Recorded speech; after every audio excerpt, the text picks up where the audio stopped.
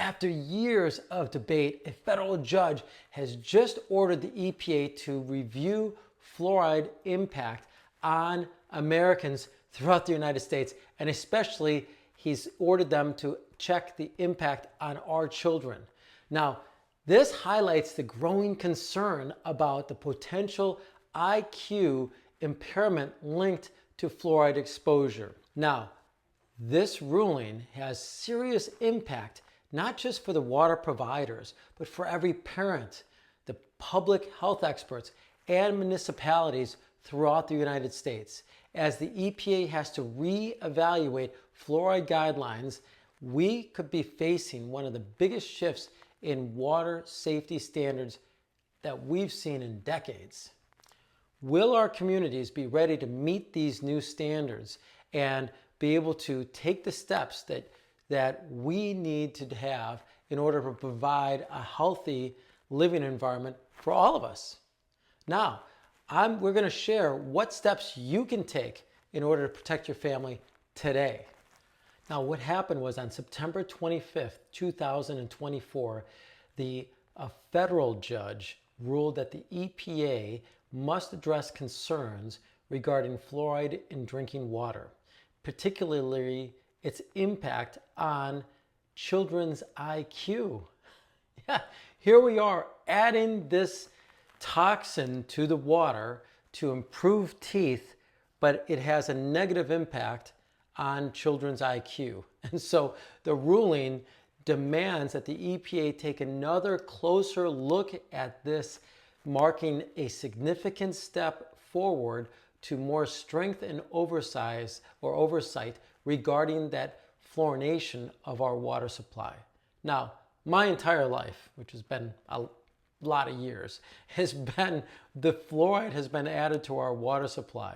And it's crazy that now that the federal government is actually starting to have to take a second look at this, marked by a federal judge. Now, why did this federal judge say this?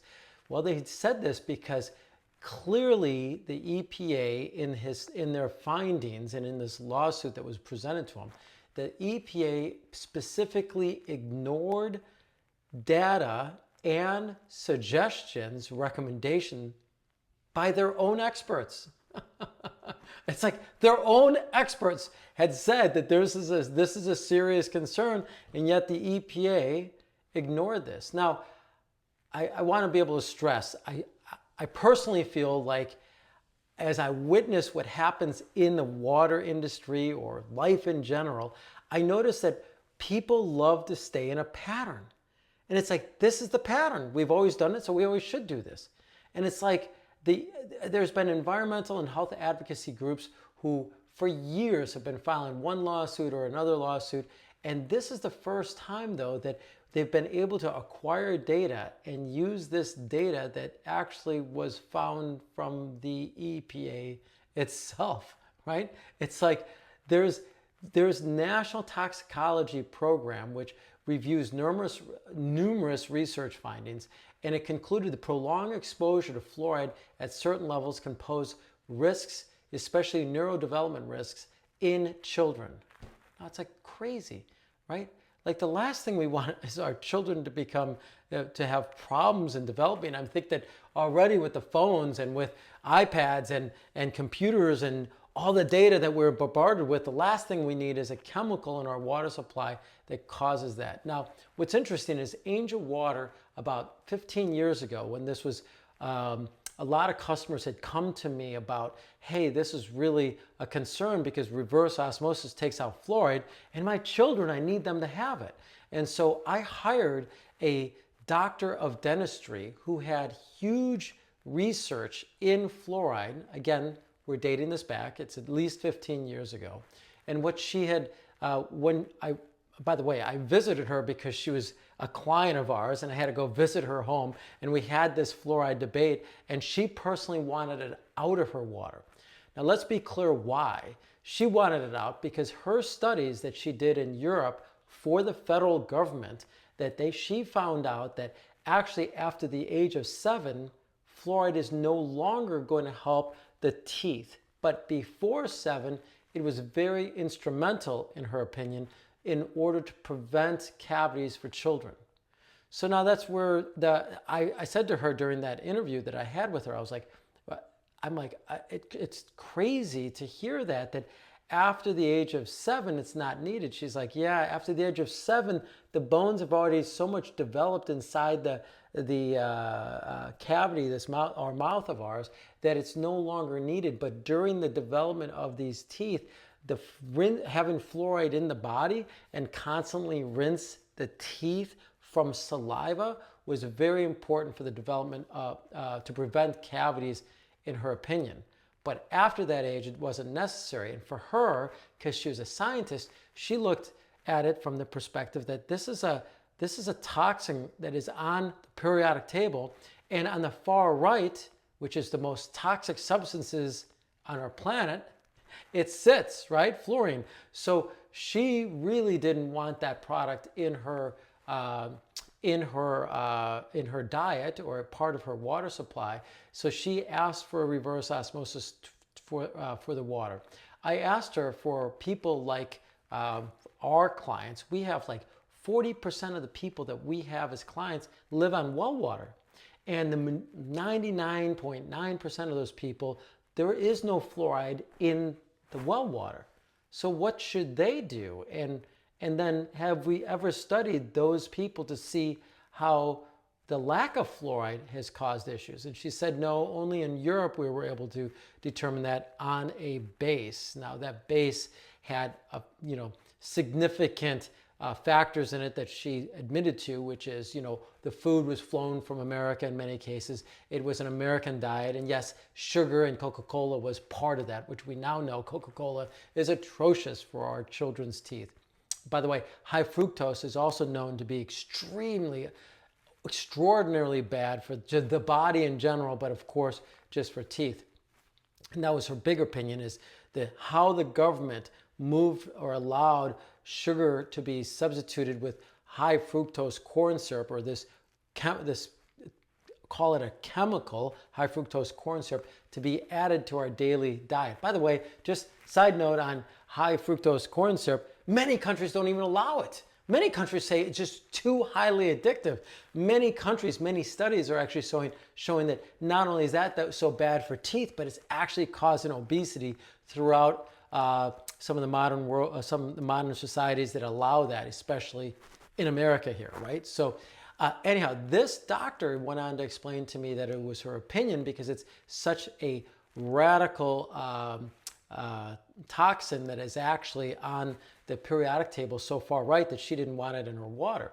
And when I asked her, so what can we do for those people who live on well water or use reverse osmosis because they want the other toxins out of their water? She said, of course, for children under the age of 7, you could do fluoride treatments where they literally put like a mouth guard inside that's lathered with fluoride, and you can go ahead and put that on a children's teeth, and that is done regularly at the doctor's office. So I was like, okay, that's great. And then I had to stop for a second. I said, I grew up on well water, so I had no fluoride in my water, but I've got no bad teeth. I have like no cavities. At that time, I had to get 1 cavity or 2 cavities. And she said to me, she's like, oh, that's very interesting. She's like, well, were you exposed to sugar? And I said, no, my mother was like, no sugar for you, none of the kids, right? It was only like on birthdays or holidays that we got some candy, maybe even Halloween. But Halloween, it was, you get a couple pieces, and the next couple days you get a couple pieces, and then guess what? Vanished. Poof, the candy's gone. Well, I don't even know where it went. Obviously, my mom one night would take that candy and throw it away. So it's having, reducing the exposure of sugars in the diets of children is way more important for the prevention of cavities, in her opinion. But second to that, she did believe under the age of 7, fluoride was very important to know. Now, there's a lot that we want to really understand here. Now, we've had one city, that's Portland, Oregon, who has removed that fluoride from the drinking water. And there's no great studies yet that we're able to point to that says, oh, look, their cavities got worse, in that population. And so to me, that says, why don't we have that? Is that because there's like a, I don't like to be a conspiracy theorist, but it's sort of like, well, we certainly, either they're suppressing that information so they can stay down the path of adding fluoride, or I don't know what. But the reality is, it's like we have to get to the point of all of us discussing and understanding that, but especially you and your family to sit down and discuss and consider, do you want fluoride still in your drinking water? By the way, if you like this video, speaking of friends and family, please pass this video on or share this video if you find that it's been helpful. Again, my passion is about making people more healthy and saving them money. My background is in medical, in the medical world, so I left that because I found how important water is to the human body, and that drinking cleaner water, eating healthier food, working out or having exercise is the key components to be able to have longevity in life and prevent disease in life. And that came from my background in the pharmaceutical industry.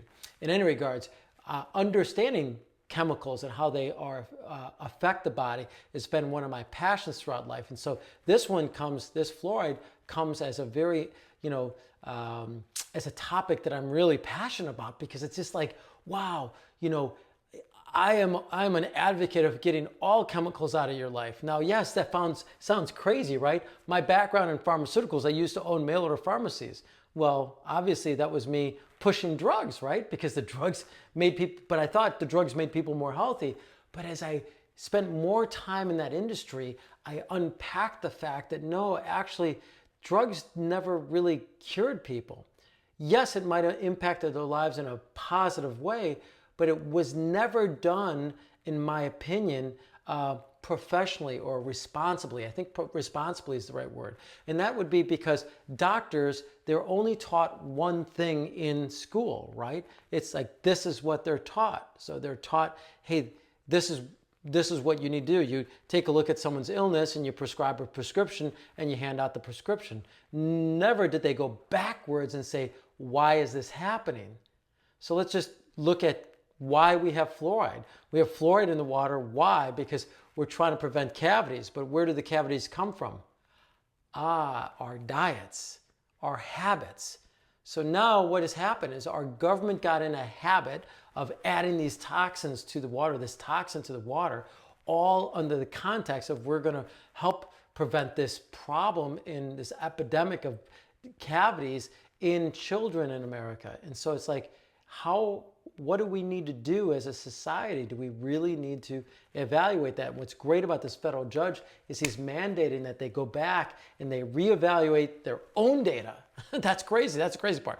Their own data to determine whether or not fluoride should be removed from our water supply, and actually take a fresh look at that. Now, this is rather astonishing. And so again, I would hope that all of you can, if you have children and you are of the opinion that fluoride is in our water and we need to keep it, well, you can obviously still treat your child, as my story shared, is if they do remove that out of the water, or if you use reverse osmosis to get the other toxins out of the water. By the way, don't forget, there's toxins in almost everyone's water supply, right? All you need to do is go to the ewg.org website and you'd be able to find out what are the toxins that are in your water. How do they get there, you people always ask me. Well, obviously fluoride is mandated to be added to the water. What else is mandated to be added to water? Chlorine, and there's byproducts from adding chlorine to water. So reverse osmosis technology, by the way, NSF 58, that's the only product, if you go to the NSF website, that is certified to take fluoride out of the water. By the way, I've actually had clients who had very serious health issues. They'd wanted to get the fluoride and all the toxins out of their water because their children had autoimmune diseases. In fact, I have one now that they're just really wrestling with it, and they have a health practitioner that's saying, get these toxins out of the water. I mean, whether it's trihalomethanes or radium-228 or 226 or fluoride. Fluoride is one of those toxins that this current client of ours is asking us to get out of their water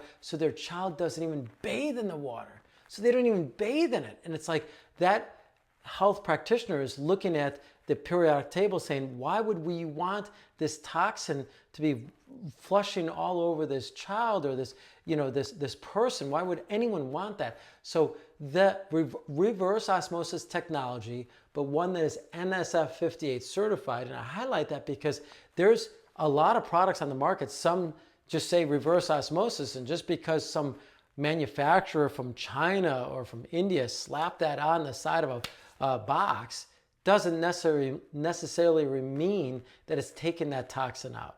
So for me, I love to use products that are NSF 58 certified. Now, with NSF 58 certification, you know that that product, that contaminant is going to be coming out of the water supply. So that's something, if you want to get rid of this toxin out of your water at this point, or maybe all your children are over the age of 7, and you're like, hello, let's get rid of it. Or maybe you live alone and you're older right now. Hello, why would you want to drink something that could impair your mental capabilities?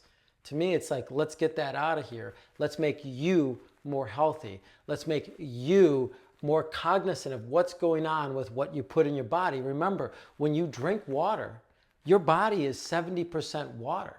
Your brain is 90% water. If you drink a glass of water, in 4 minutes, you're the glass of water. If you eat a banana in 20 minutes, you're that banana, right? So if you really think about that, no matter what you put in your body, that becomes you. So if it's fluoride, the last thing you want if you're older is fluoride rushing through your veins and your body, because it's a toxin. Now your liver is commanded, or your liver is geared to push those toxins out of your body, but is that what you really want it to do when it's simple to get it out? So to that extent, I hope that this video has educated you a little bit on this court ruling that's out there, why that's important to you, why these health practitioners and these health advocates have been lobbying the federal government to stop this, and then uncovering the EPA's own findings, and yet they've, basically ignored those findings. And to me, I don't think that I personally don't feel that there is some, conspiracy behind that. I just think that people get in a pattern, like today with doctors or dentists. I have a friend that's a dentist, and I talked to him about this, and he's like, well, I think fluoride's needed. And I probed him. I said, why? Well, that's what we were taught. Okay, when were you taught that? When I was in school.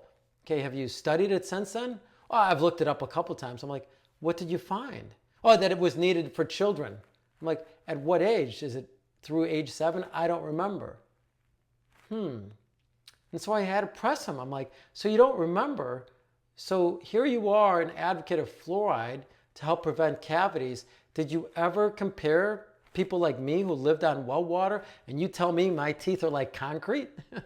Which he does. He says, your teeth are like concrete. I don't see him for 2 or 3 years. He's like, your teeth are like concrete. You barely need to come in here, even though he still wants me to go in there, because then I have to buy him dinner along with paying his bill. But the reality is, it's like, I asked him, I'm like, are you sure you really need it?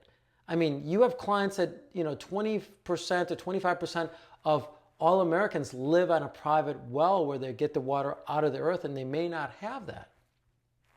And he's like, I really don't know. I go, so no, look, as a dentist, you keep saying you need to do this, but you're not 100% sure that it needs to be done.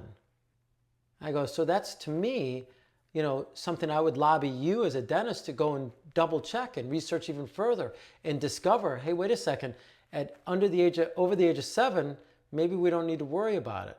I go, in fact, I even remember when I was, 20-something, this was 20-some years ago, over 20 years ago, that you made me do a fluoride treatment as an adult.